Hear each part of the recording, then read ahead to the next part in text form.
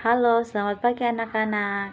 Bagaimana kabarnya? Apakah anak-anak semuanya sehat? Puji Tuhan. Sebelum kita memulai pelajaran, Ibu meminta ketua kelas untuk memimpin kita dalam doa. Terima kasih untuk ketua kelas. Selanjutnya, Ibu akan cek kehadiran. Ketua kelas, apakah semuanya hadir? Bagus. Nah, selanjutnya kita akan masuk ke materi. Materi yang kita pelajari hari ini tentang klasifikasi makhluk hidup. Ciri-ciri klasifikasi makhluk hidup. Sebelum Ibu jelaskan, Ibu mau bertanya, anak-anak ada yang tahu ciri-ciri makhluk hidup itu seperti apa? Ya, bagus. Terima kasih atas jawaban Adek. Yang pertama itu ciri-ciri makhluk hidup yang pertama itu bergerak.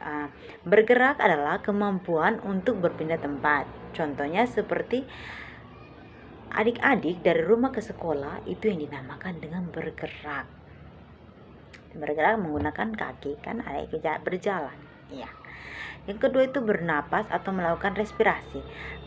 Bernapas adalah proses mengambil udara yang banyak mengandung oksigen dan mengeluarkan zat sisa berupa karbon dioksida dan uap air.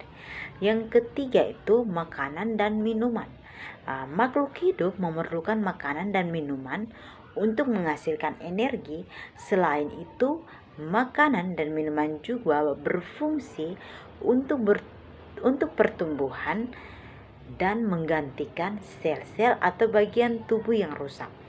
Contohnya seperti ketika adik-adik datang ke sekolah tidak makan pagi, otomatis adik-adik akan lemah dan tidak bisa menerima proses pembelajaran dengan baik. Yang berikutnya itu tumbuh dan berkembang.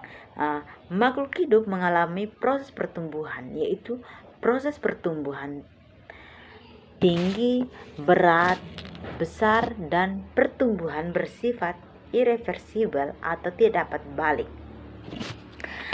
Contohnya seperti kita manusia sudah memasuki masa remaja, otomatis tidak akan kembali ke masa anak-anak lagi.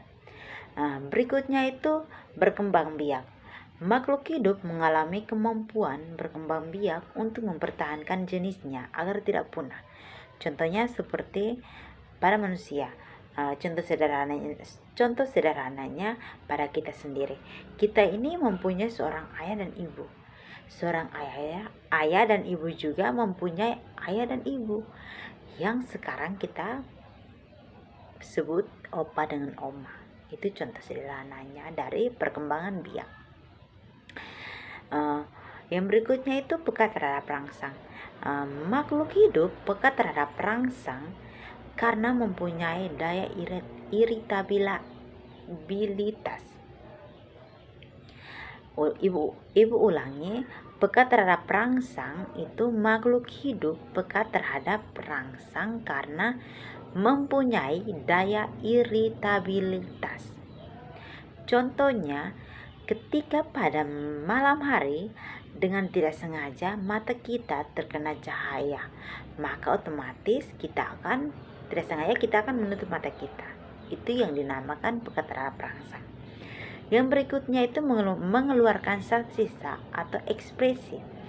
Makhluk hidup membuang zat sisa karena dapat meracun dan membahayakan tubuh. Contohnya itu seperti keringat dan urin. Berikutnya itu adaptasi. Adaptasi itu kemampuan makhluk hidup untuk menyesuaikan diri terhadap lingkungan. Contohnya seperti kita yang berada di Kipukan dengan orang yang berada di Eban. Orang yang berada di Eban ketika datang ke Kipukan akan beradaptasi dengan lingkungan sekitar. Sebaliknya, orang yang berada di Kipukan akan beradaptasi dengan orang yang berada di Eban. Oke, baik anak-anak, materi kita cukup sampai sini. Persiapan persiapkanlah diri untuk minggu depan. Selamat siang.